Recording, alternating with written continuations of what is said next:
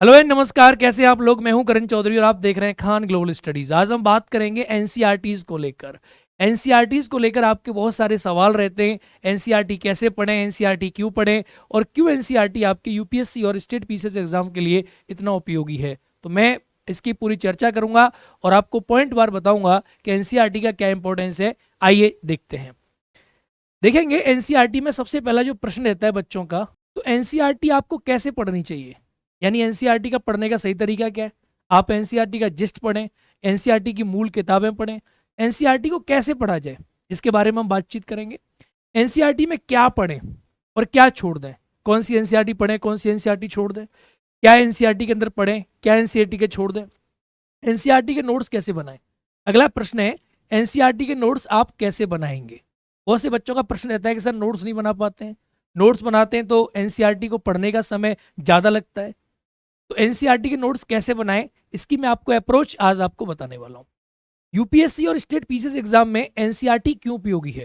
देखो, आप तो बचपन से पढ़ते चले आ रहे हैं और इतने दिन से आप पढ़ रहे हैं और यूपीएससी की परीक्षा में एनसीईआरटी 6वीं क्लास की, 7वीं क्लास की, 9वीं 10वीं 11वीं क्लास की एनसीईआरटी का ऐसा क्या उपयोग है, क्यों एनसीईआरटी आपके यूपीएससी और पीसीएस एग्जाम में इंपॉर्टेंट है, इसके बारे में हम बातचीत करने वाले हैं। न्यू वर्सेस ओल्ड एनसीईआरटी, क्या आपको नई एनसीईआरटी पढ़नी चाहिए या आपको ओल्ड एनसीईआरटी पढ़नी चाहिए, कौन सी एनसीईआरटी आपको पढ़नी चाहिए। ये बच्चों का प्रश्न ऑफलाइन क्लास में अक्सर रहता है। जब ऑफलाइन पढ़ाते हैं ये प्रश्न बच्चों का रहता है कि सर नई एनसीईआरटी पढ़ें या ओल्ड एनसीईआरटी पढ़ें। तो इन सभी प्रश्नों के ऊपर मैं चर्चा करूंगा और अंत में मैं पॉलिटी पढ़ाता हूं, पॉलिटी का टीचर हूं, तो मैं आपको बताऊंगा कि पॉलिटी यानी पॉलिटिकल साइंस में कौन सी एनसीईआरटीज आपको पढ़नी चाहिए, कौन सी एनसीईआरटी आपको नहीं पढ़नी चाहिए। अंत में इसके बारे में हम चर्चा करेंगे कि कौन सी एनसीईआरटी आपको पॉलिटी में पढ़नी चाहिए और कैसे पढ़नी चाहिए। तो इन सारे प्रश्नों का जवाब मैं आज आपको देने वाला हूं इस क्लास में। इस क्लास को आप धैर्य से देखें, बड़ी शांति के साथ। चलिए, जो हमारा एनसीईआरटी है, एनसीईआरटी की फुल फॉर्म आप सभी लोग जानते ही हैं, लेकिन मैंने इसका यूपीएससी के अकॉर्डिंग एक नई फुल फॉर्म आपके लिए तैयार की है कि भाई एनसीईआरटी को यूपीएससी में हम क्यों पढ़ते हैं, क्यों एनसीईआरटी यूपीएससी एग्जाम को क्रैक करने में इतना इंपॉर्टेंट रोल प्ले कर रही है। एनसीईआरटी की फुल फॉर्म आप जानते हैं, national council of education research and training, जो आप सभी को पता ही है। लेकिन एनसीईआरटी जो है इसकी यूपीएससी के अकॉर्डिंग अगर हम देखें तो क्या फुल फॉर्म निकलती है। देखो, यूपीएससी में एनसीईआरटी आपको नर्चर कर रही है, एन मतलब नर्चरिंग कर रही है। कैसे नर्चरिंग कर रही है, क्योंकि एनसीईआरटी आप बचपन से पढ़ाई करके आए लेकिन आपकी पढ़ाई के बीच में कुछ ब्लॉकेज रह गए, उन ब्लॉकेज को खत्म करके एनसीईआरटी आपको कंप्लीट नर्चर करती है कि आप यूपीएससी के लिए प्रॉपर प्रिपेयर हो जाते हैं। तो आपकी नर्चरिंग एनसीईआरटी कर रही है। Second, NCERT is connecting. कैसे? एनसीईआरटी विभिन्न विषयों को आपको कनेक्ट करती है। जिसे आप कहते हैं कि अंतर संबंधित विषय का जो अध्ययन है, आपने हिस्ट्री पढ़ी तो पॉलिटी पढ़ी, ज्योग्राफी पढ़ी, इकोनॉमिक्स पढ़ी, पॉलिटी सोशल लाइफ पढ़ी, सोशियो पॉलिटी पढ़ी, आईआर पढ़ा, सबको लिंक कर दिया एनसीईआरटी ने। आपकी सारी विषयों को एनसीईआरटी लिंक कर देती है और आपका 6वीं 7वीं 8वीं 9वीं 10वीं 11वीं 12वीं का पूरा एक लिंक आपका कनेक्ट करके एनसीईआरटी तैयार कर देती है। तो आप क्या करते हो, आप पूरे परिपक्व हो जाते हो एनसीईआरटी को पढ़ने के बाद। अगला पॉइंट है, एनसीईआरटी आपको एजुकेशन तो देती है ही, एनसीईआरटी आपको बहुत अच्छे अच्छे एग्जाम्पल्स देती है। जब एनसीईआरटी को आप पढ़ते हो तो कई प्रकार के ऐसे एग्जाम्पल्स आते हैं जिनको पढ़ने के बाद उन उदाहरणों से आपका विषय प्रॉपर क्लियर हो जाता है कि आप क्या पढ़ना चाह रहे हो और क्या आप समझना चाह रहे हो। तो एनसीईआरटी आपको एग्जाम्पल देती है, एनसीईआरटी आपको एजुकेशन देती है। उन एग्जाम्पल से आपको विषय वस्तु बड़ी क्लियर हो जाती है कि what you are going to study, और एग्जाम्पल बड़ा फिट एनसीईआरटी का आपको देखने को मिलता है। अगली बात करें, एनसीईआरटी आपकी पढ़ाई में एक बड़ा रिलायबल स्रोत है। यानी अब एनसीईआरटी को पढ़ोगे तो आप देखेंगे कि एनसीईआरटी बड़ी रिलायबल है।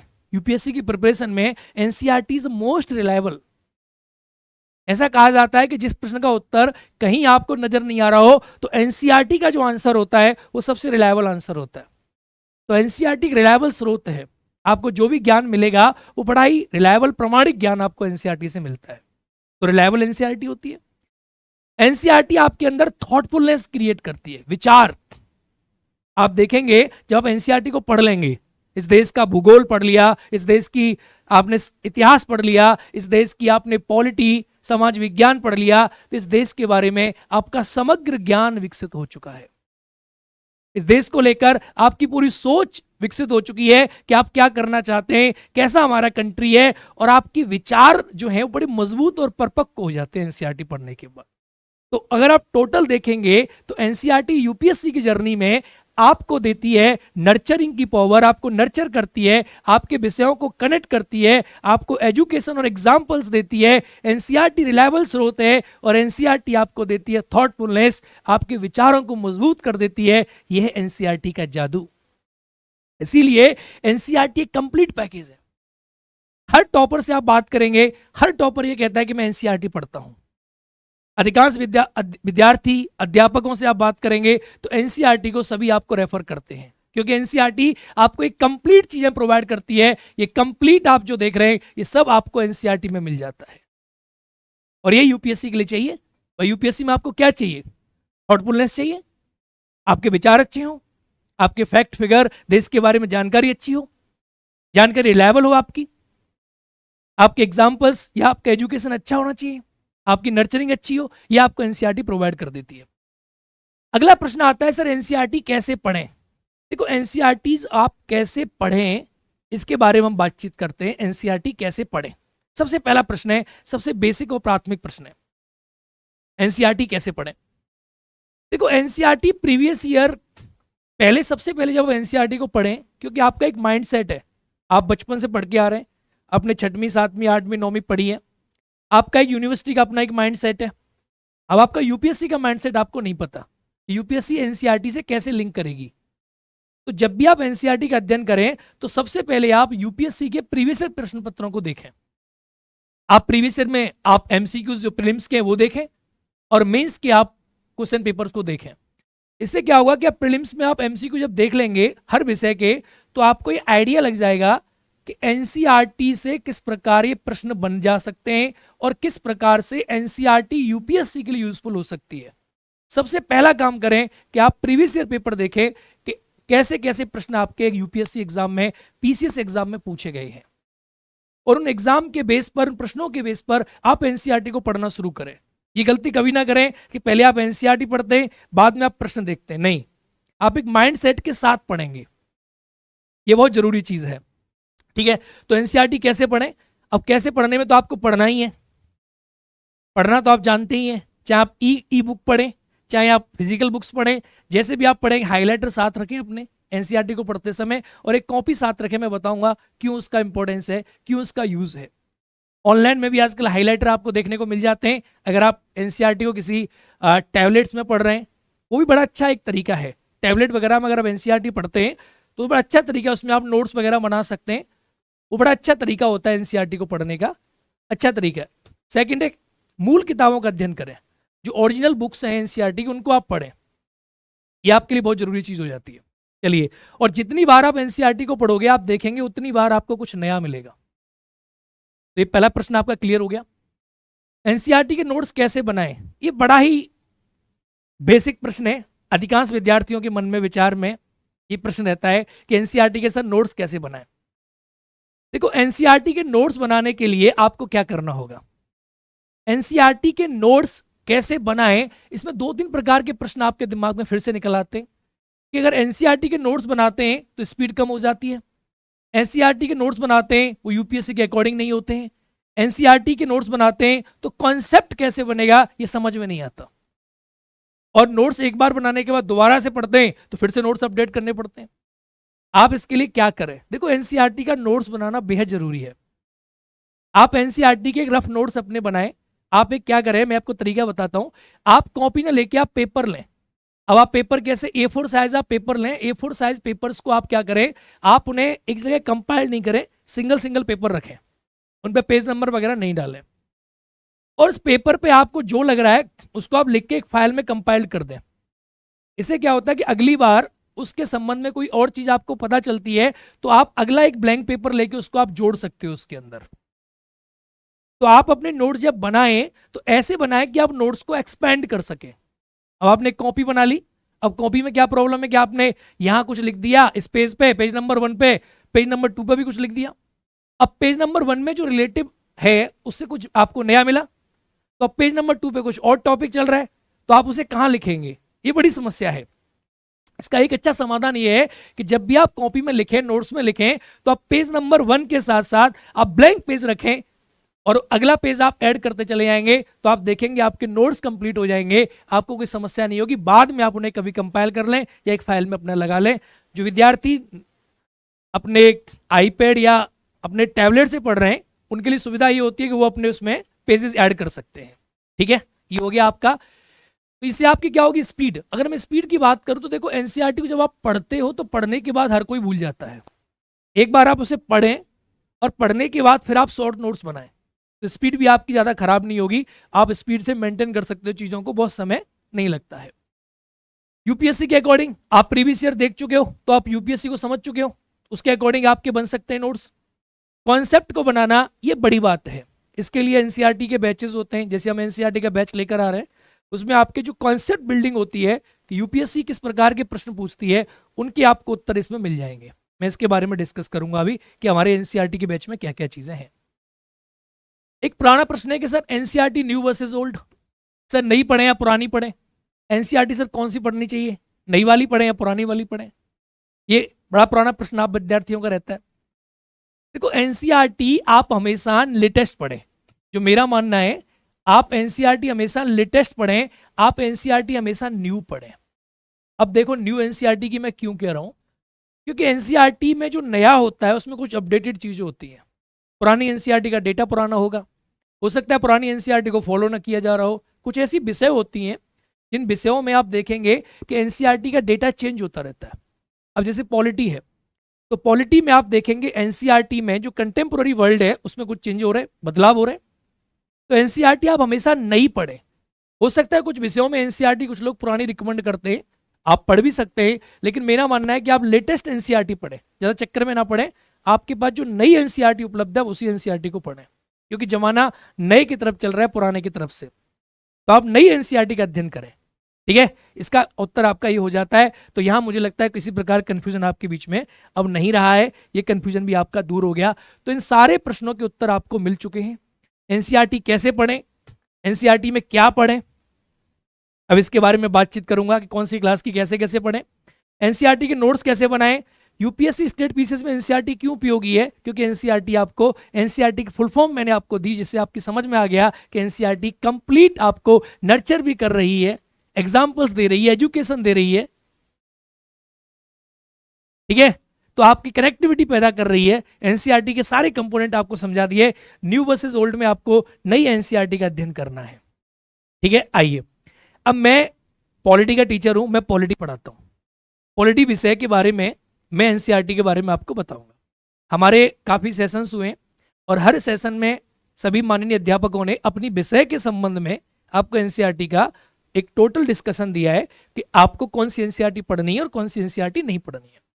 मैं पॉलिटी विषय से संबंधित हूं, तो मैं आपको पॉलिटी विषय के संबंध में बताऊंगा कि यूपीएससी एग्जाम में आपको कौन सी एनसीईआरटी पढ़नी है और कौन सी एनसीईआरटी आपको नहीं पढ़नी है। पॉलिटी विषय की मैं बात करता हूं। देखो, जो पॉलिटी विषय है, इस पॉलिटी विषय को अगर आप देखेंगे तो एनसीईआरटीज को इस प्रकार से हमने बांटा हुआ है। तो क्लास 6वीं से लेकर क्लास 6, क्लास 6वीं, 7वीं, 8वीं, 9वीं, 10वीं, 11th एंड 12th एनसीईआरटीज के साथ जब 6वीं क्लास के एनसीईआरटी आप पढ़ोगे, पॉलिटी की एनसीईआरटी की मैं बात कर रहा हूं, तो एनसीईआरटी में आप पॉलिटिकल सोशल लाइफ है, यानी आप यहां देखेंगे तो यहां लिखा हुआ है social and political life part 1। तो यहां आप देखेंगे कि सोसाइटी और सोशल पॉलिटिकल लाइफ के बारे में चर्चा हो रही है। तो ये एनसीईआरटी बड़ी बेसिक एनसीईआरटी है। अब 6वीं क्लास की एनसीईआरटी सर क्यों पढ़नी चाहिए? देखो, 6वीं क्लास की एनसीईआरटी में कुछ ऐसी चीजें हैं जो बहुत आसान लगेंगी आपको, लेकिन इससे आपके कॉन्सेप्ट बिल्ड होंगे, आपकी कंप्लीट नर्चरिंग होगी। तो आप इसको छोड़े ना, इसको पढ़ने में आपको बहुत समय नहीं लगता है। 6वीं, 7वीं, 8वीं एनसीईआरटी को आप बमुश्किल 3 से 4 दिन में खत्म कर देंगे। बहुत आसान है, कुछ उनके अंदर है नहीं, बस कहानियां से आप पढ़ते चले जाएंगे और एनसीईआरटी आपकी फिनिश हो जाएगी। सोशल पॉलिटिकल लाइफ के बारे में काफी इंफॉर्मेशन आपको मिल जाएगी, तो इसके बारे में आप अध्ययन कर लें। 6वीं क्लास की एनसीईआरटी है पॉलिटी की, बहुत ज्यादा समय इसमें नहीं लगेगा आपका। और मैं आपको जानकारी दे दूं कि इसके अंदर आपको यूनिट 1 है डायवर्सिटी के बारे में, अंडरस्टैंडिंग ऑफ डायवर्सिटी, भारत में किस प्रकार की डायवर्सिटी है। डाइवर्सिटी और डिस्क्रिमिनेशन क्या है इसके बारे में पढ़ेंगे। गवर्नमेंट क्या है, सरकार क्या होती है, लोकल गवर्नमेंट क्या होती है, पंचायती राज क्या है, गांव का प्रशासन कैसे चलता है, नगर का प्रशासन, लाइफ जो है आजीविका लाइवलीहुड्स क्या होते हैं, ग्रामीण क्षेत्र में क्या आजीविका के साधन है, शहरी क्षेत्र में आजीविका के क्या साधन है, इन सब के बारे में आप पढ़ेंगे, इन सब के बारे में आप जानेंगे। तो बड़ी आसान तरीका से आप चीजों को समझ जाएंगे। 6वीं क्लास के एनसीईआरटी में बहुत कुछ नहीं है, बस एक बेसिक समझ के लिए एक कहानी की तरीका से आप आराम से बैठे और एक बार में से पढ़ जाएं, बस बहुत समय नहीं लगेगा आपका, लेकिन आपके कॉन्सेप्ट बिल्ड हो जाएंगे। सामाजिक विज्ञान का कक्षा 7 के लिए 7th क्लास की एनसीईआरटी, ये भी सोशल एंड पॉलिटिकल लाइफ की एनसीईआरटी है। जो 7th क्लास की एनसीईआरटी है पॉलिटी की, ये भी सोशल पॉलिटिकल लाइफ को कवर करती है। और इस एनसीईआरटी में आपको, जो क्लास 7th की एनसीईआरटी है, इस एनसीईआरटी में आपको इक्वलिटी इन इंडियन डेमोक्रेसी, भारतीय लोकतंत्र में समानता क्या होती है, इसके बारे में आप देखेंगे। लोकतंत्र क्या है, समानता क्या होती है, ऑन इक्वलिटी समानता क्या है, स्टेट गवर्नमेंट क्या है, स्वास्थ्य में सरकार की भूमिका क्या है, हाउ द स्टेट गवर्नमेंट कैसे काम करती है, जेंडर क्या होता है, लड़के लड़कियों के बीच में कैसे बड़े होते हैं, women changes in the world, औरतों से दुनिया कैसे बदल रही है, संचार के साधन क्या है, अंडरस्टैंडिंग द मीडिया, हमारे मार्केट में क्या क्या चल रहा है, और बाजार में एक कमीज, इस प्रकार से एक चैप्टर है। देखो इसमें टोटल आपकी समझ डेवलप होती है। यकीन मानिए जब आप 7th क्लास की एनसीईआरटी पढ़ेंगे, 6वीं क्लास की एनसीईआरटी पढ़ेंगे, आपको लगे सब बेकार है, कुछ भी नहीं है, लेकिन जितनी बार आप इसे पढ़ोगे उतना आपको आनंद आएगा, जितनी बार आप इसे पढ़ोगे उतना ही आपका आनंद डेवलप होगा और उतना ही बेहतरीन आपके कॉन्सेप्ट की क्लैरिटी आपको देखने को मिलेगी। तो इसे छोड़े नहीं, इसे अवश्य पढ़ें, समझें चीजों को कि लोकतंत्र क्या है, स्टेट गवर्नमेंट क्या करती है, सरकार की क्या भूमिका है, स्वास्थ्य में सरकार के इतने सारी स्कीम्स चलती हैं, राज्य शासन कैसे काम करता है, जेंडर क्या है, ये सबको समझें। औरतों की दुनिया आजकल देखेंगे आप, वुमेन्स का रोल कैसे बदल रहा है, कैसे वुमेन दुनिया को चेंज कर रही हैं, या कैसे आजकल नए नए रोल्स आ रहे हैं वुमेन्स के, इसके बारे में समझें। ठीक है, ये इंपॉर्टेंट आपके लिए हो जाएगा। अगली जो एनसीईआरटी है, ये भी सामाजिक और राजनीतिक विज्ञान की एनसीईआरटी है। तो सोशल पॉलिटिकल लाइफ इसमें आप देखेंगे, साथ में जुड़ के आप लोग पढ़ते हो। ये क्लास 8th की एनसीईआरटी है और ये भी सोशल पॉलिटिकल लाइफ को आपको जोड़ के आपकी समझ में आती है। ये आपको फोटो देख के समझ रहे होंगे कि एक ये खड़ी हुई है, एक महिला खड़ी हुई है, और ये पूरा फोटो आपको बता रहा है कि सोशल पॉलिटिकल लाइफ के बारे में आपकी समझ डेवलप कर रही है। क्लास 8th की एनसीईआरटी में Indian constitution and secularism, Bharat में कैसा धर्मनिरपेक्षता है, इसके बारे में बड़ा अच्छा टॉपिक है। और कैसे हमारा जो सेक्युलरिज्म है वो कैसे वेस्टर्न कंट्रीज से अलग है, इसके बारे में हम जानेंगे बहुत सारी चीजों को। ठीक है, ये बहुत इंपॉर्टेंट टॉपिक हो जाता है आपके एग्जाम में, प्रीलिम मेंस दोनों में। द इंडियन कॉन्स्टिट्यूशन, भारतीय संविधान क्या है, अंडरस्टैंडिंग द सेक्युलरिज्म, इसको समझना, धर्मनिरपेक्षता की समझ कैसे डेवलप होगी। Parliament and making of laws, संसद और कानून का निर्माण कैसे होता है, इसके बारे में हम बातचीत करेंगे। Parliament and the making of the laws हो गया। द जुडिशरी, न्यायपालिका, इसके बारे में पढ़ेंगे। न्यायपालिका क्या है, सामाजिक न्याय और हासिल की आवाजें, जो लोग ऐसे होते हैं जो मार्जिनलाइज हो जाते हैं, उनके बारे में सोशल जस्टिस कैसे उन्हें मिलेगा। सामाजिक न्याय क्या कॉन्सेप्ट है सोशल जस्टिस का, मेंस का टॉपिक है, बड़ा अच्छा टॉपिक है, आपके एग्जाम में बार बार आता है। अंडरस्टैंडिंग मार्जिनलाइजेशन, हांसीकरण को समझना कि लोग कैसे हांसी पे चले जाते हैं। ठीक है, और economic presentation, economic presence of the government, आर्थिक क्षेत्र में सरकार की भूमिका कैसी है, इसके बारे में हम जानेंगे, इसके बारे में पढ़ेंगे कि आर्थिक क्षेत्र में सरकार की भूमिका कैसी है। बात समझ आ रही है, बड़ी बेसिक चीजें हैं। चलिए, पब्लिक फैसिलिटीज, जन सुविधाएं क्या होती हैं, लॉज एंड सोशल जस्टिस, ये क्या होता है, यानी आप कह सकते हैं कानून और सामाजिक न्याय क्या है, इसके बारे में जानेंगे, इसके बारे में समझेंगे। तो यहाँ पर आपके कई प्रकार के कॉन्सेप्ट जो है वो डेवलप हो जाएंगे। तो ये आपकी 8वीं क्लास की एनसीईआरटी है, यानी 8th क्लास की एनसीईआरटी आपको बहुत कुछ समझने को देती है। 8th क्लास की एनसीईआरटी आप अवश्य पढ़ें, ये आपके लिए काफी उपयोगी हो जाती है। इन चैप्टर्स में इसमें अध्ययन करेंगे हम। अब ये जो एनसीईआरटी है, ये क्लास 9th की एनसीईआरटी है, इसको बोलते हैं डेमोक्रेटिक पॉलिटिक्स, लोकतांत्रिक राजनीति भाग 1। देखो, ये क्लास 9th की एनसीईआरटी और काफी इंपॉर्टेंट एनसीईआरटी है। क्लास 9th की जो एनसीईआरटी है आपके लिए काफी इंपॉर्टेंट एनसीईआरटी है। अब देखेंगे जो क्लास 9th की एनसीईआरटी है, ये आपको व्हाट इज डेमोक्रेसी, लोकतंत्र क्या है, एंड व्हाई डेमोक्रेसी, लोकतंत्र क्यों इंपॉर्टेंट है, इसके बारे में पढ़ेंगे। भाई लोकतंत्र की प्रकार की परिभाषा है। आप कहते हैं लोकतंत्र government of the people, by the people, for the people है, लेकिन लोकतंत्र वास्तव में कुछ अलग है। लोकतंत्र में लोगों के पास चुनने का विकल्प भी होना चाहिए। तो इस एनसीईआरटी में आपको लोकतंत्र की सही डेफिनेशन और सही प्रकार से लोकतंत्र के बारे में जानकारी आपको उपलब्ध हो जाएगी। ठीक है। द कॉन्स्टिट्यूशनलिज्म क्या होता है? संविधान का निर्माण, कॉन्स्टिट्यूशन मेकिंग है, कॉन्स्टिट्यूशन डिजाइन है, ये संविधान का निर्माण कैसे हुआ इसके बारे में देखेंगे यहाँ पर। इलेक्टोरल पॉलिटिक्स क्या होती है? संस्थाओं का कामकाज, इलेक्टोरल पॉलिटिक्स का क्या रोल है, इसके बारे में पढ़ेंगे। संविधान का ये हो गया। वर्किंग ऑफ इंस्टीट्यूशंस कि हमारे में संस्थाएं कैसे कामकाज करती हैं, संस्थाओं का कामकाज किस प्रकार से होता है, इसके बारे में अध्ययन करेंगे। संस्थाएं किस प्रकार से काम करती हैं इसके बारे में जानेंगे। चुनावी राजनीति के बारे में समझेंगे। लोकतांत्रिक अधिकार, डेमोक्रेटिक राइट्स वो क्या होते हैं इसके बारे में जानेंगे। तो 9th क्लास की एनसीईआरटी आपके लिए काफी इंपॉर्टेंट एनसीईआरटी है और इसमें कई प्रकार की चीजों का आपको अध्ययन करने को मिलेगा। आप इसे आराम से पढ़ेंगे, इसके अंदर बहुत अच्छी इंफॉर्मेशन आपको मिल जाती है। अगली जो सेक्शन है डेमोक्रेटिक पॉलिटिक्स पार्ट 2, लोकतांत्रिक राजनीति पार्ट 2, इसके बारे में अगर देखेंगे ये एनसीईआरटी भी आपकी बहुत उपयोगी है। ये कौन सी क्लास की एनसीईआरटी है? तो ये जो एनसीईआरटी है आपकी क्लास 10th की एनसीईआरटी है।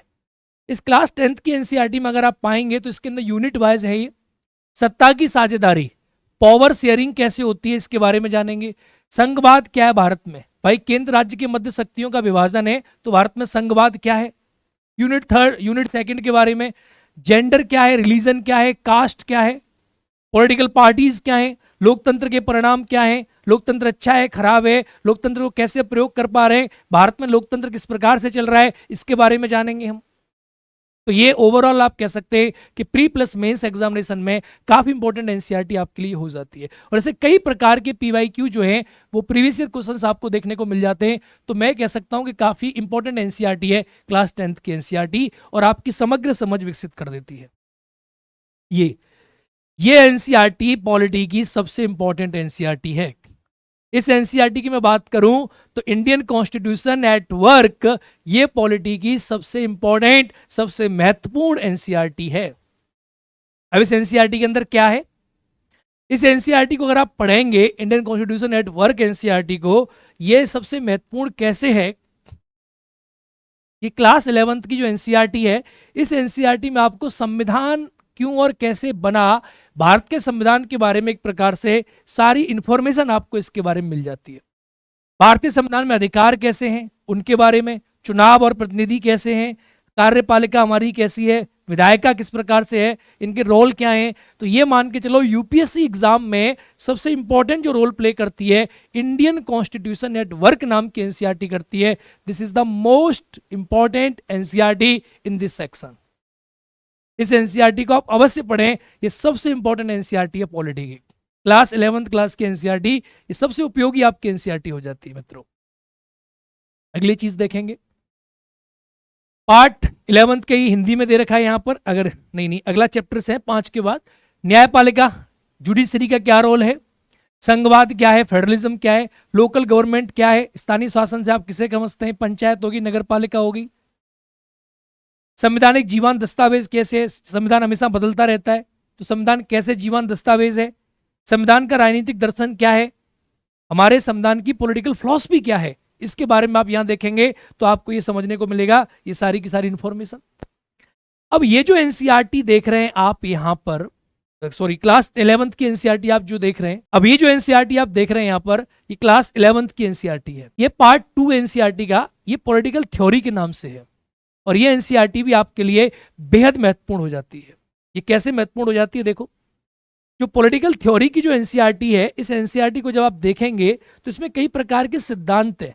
वैसे तो एनसीईआरटी इंपॉर्टेंट है, जो विद्यार्थी पढ़ाई कर रहे हैं ऑप्शनल सब्जेक्ट को लेकर आईएएस में, उनके लिए मोस्ट इंपॉर्टेंट है, लेकिन आपकी भी जनरल समझ विकसित करती है, सामान्य समझ आपकी डेवलप कर देती है। फॉर एग्जाम्पल इसमें आप देखेंगे राजनीतिक सिद्धांत क्या होती है, political philosophy, political theory. Freedom क्या है, फ्रीडम के बारे में आपने सुना है, फ्रीडम होती है, लिबर्टी भी है, स्वतंत्रता क्या है, समानता क्या है, सोशल जस्टिस क्या है। तो एक कॉन्सेप्ट है, यानी आप ये कह सकते हैं पॉलिटिकल थॉट है। तो इसमें पॉलिटिकल थ्योरी एंड थॉट के बारे में आपको अच्छे प्रकार की जानकारी जो है इस एनसीईआरटी में आपको देखने को मिलेगी। आप देखेंगे इस एनसीईआरटी के अंदर अधिकार क्या होते हैं, उसके बारे में पढ़ेंगे। नागरिकता का क्या अर्थ है इसके बारे में जानेंगे। राष्ट्रवाद क्या है, सेक्युलरिज्म को आप क्या समझते हैं, शांति क्या है, डेवलपमेंट विकास का क्या मायना है, इन सारी चीजों को आप इस एनसीईआरटी के अंदर जानेंगे, इस एनसीईआरटी के अंदर समझेंगे, तो ये एनसीईआरटी भी आपके लिए बेहद उपयोगी यहां हो जाती है मित्रों। ये जो एनसीईआरटी आपको मैं दिखा रहा हूं यहां पर 12th क्लास की एनसीईआरटी है, कंटेम्पोररी वर्ल्ड पॉलिटिक्स। ये 12th क्लास की जो एनसीईआरटी आपके लिए उपयोगी है, 12th क्लास की एनसीईआरटी।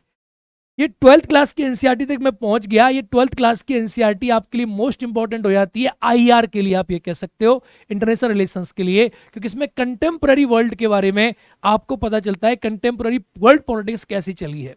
इसमें वर्ल्ड वॉर के बारे में, वर्ल्ड वॉर जो हुआ उसके पीछे की राजनीति के बारे में, कोल्ड वॉर के बारे में, कोल्ड वॉर कैसे खत्म हुआ, वर्ल्ड पॉलिटिक्स के बारे में, अल्टरनेटिव्स, सेंटर ऑफ पावर के बारे में, साउथ एशिया के बारे में, आपको देखें इंटरनेशनल ऑर्गेनाइजेशन के बारे में, सिक्योरिटी कंटेम्प्रेरी वर्ल्ड की क्या है उसके बारे में, इन्वायरमेंट उसके बारे में, ठीक है, और जो भूमंडलीकरण है जिसे आप कहते हैं ग्लोबलाइजेशन, वो क्या है उसके बारे में आपको अध्ययन करने को इसके अंदर मिल जाता है। तो 12th क्लास की जो एनसीईआरटी है वो इन सारी इंफॉर्मेशन को समेट के आपको प्रोवाइड हो जाती है। मेरे प्यारे मित्रों, ये हमने देखा कि 6वीं क्लास से लेकर 12वीं क्लास तक के एनसीईआरटी के बारे में मैंने आपसे बातचीत करी। 6वीं इंपॉर्टेंट है, 7वीं, 8वीं, 9वीं, 10वीं और 11वीं क्लास की मैंने 2 सेक्शन आपको बता दिए, और इसके बाद 12th क्लास की एनसीईआरटी। तो टोटल अगर एनसीईआरटी देखेंगे अगर आप पॉलिटी की, तो पॉलिटी में अगर मैं आपसे बातचीत करूं तो पॉलिटी में ये एनसीईआरटीज आपको पढ़नी है। ये एनसीईआरटी कंप्लीटली आपको पॉलिटी के अंदर देखनी है। ये एनसीईआरटी की 7-8 किताबें हैं जो आपको पॉलिटी के अंदर कवर करनी पड़ती हैं। अब प्रॉब्लम आती है सर अपने आप इसे कैसे पढ़ेंगे हम। एनसीईआरटी के लिए हमारे खान ग्लोबल स्टडीज यानी केजीएस के एप्लीकेशन पर एक एनसीईआरटी का बैच आया है। इस एनसीईआरटी के बैच में मैं आपको पॉलिटी पढ़ाऊंगा, यूपीएससी एग्जाम के लिए पॉइंट ऑफ व्यू से कैसे ये उपयोगी रहेगा, इसके बारे में बातचीत करते हैं। देखो एनसीईआरटी का जो बैच है, इस एनसीईआरटी का जो बैच होगा वो ऑनलाइन बैच होगा। ऑनलाइन इसका मोड होगा, यानी अपने घर से आप मोबाइल फोन के माध्यम से, इंटरनेट के माध्यम से, लैपटॉप के माध्यम से आप इसे पढ़ सकते हैं। इतनी बड़ी सुविधा है आपके लिए। ड्यूरेशन जो होगी इसकी 6 महीना होगी, 6 महीने बैच चलेगा। वैलिडिटी इसकी 1 साल तक होगी, यानी एक बार आप खरीद लेंगे तो 1 साल तक आप कितनी भी बार मन करे, जितनी बार आप अल्टरनेट, जितनी बार आप चाहते हैं आप देखते रहिए, उससे कोई फर्क नहीं पड़ता।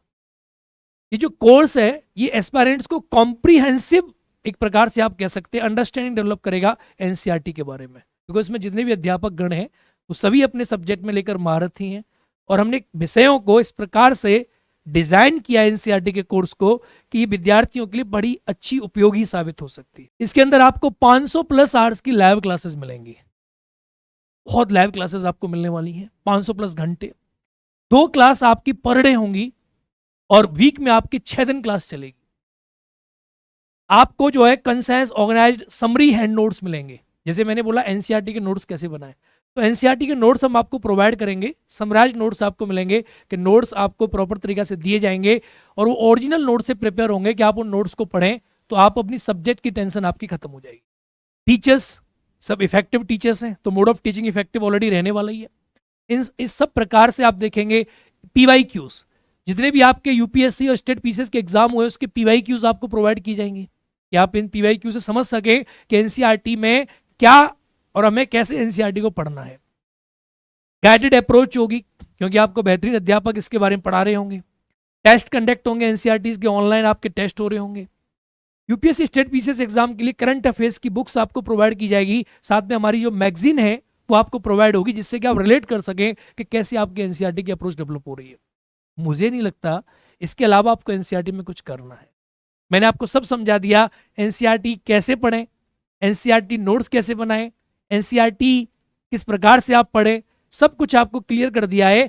अब एनसीईआरटी आप जो है कोर्स के माध्यम से इफेक्टिव मेथड से अपने नोट्स और चीज़ों के माध्यम से, अध्यापक गणों के माध्यम से आप चीज़ों को समझ सकते हैं, आप चीज़ों को जान सकते हैं। तो ये था एनसीईआरटी का एक सेशन जो मैंने आपको समझाया, what is the role of the NCERT in UPSC, और सारी डेफिनेशन हमने उसके बारे में जिक्र किया, बातचीत करी। तो ये क्लास आपके एग्जाम के लिए उपयोगी साबित हो, मुझे ऐसी उम्मीद है। आप इस देश के लिए, अपने राष्ट्र के लिए, अपने परिवार के लिए बहुत ही बेहतरीन करेंगे, समाज के लिए, ऐसा मेरा मानना है। आप इस समाज के में ऐसा कुछ कार्य करेंगे कि समाज आपके ऊपर गर्व करेगा। आप सभी विद्यार्थियों मित्रों को मेरी तरफ से बेस्ट ऑफ लक मित्रों। जय हिंद।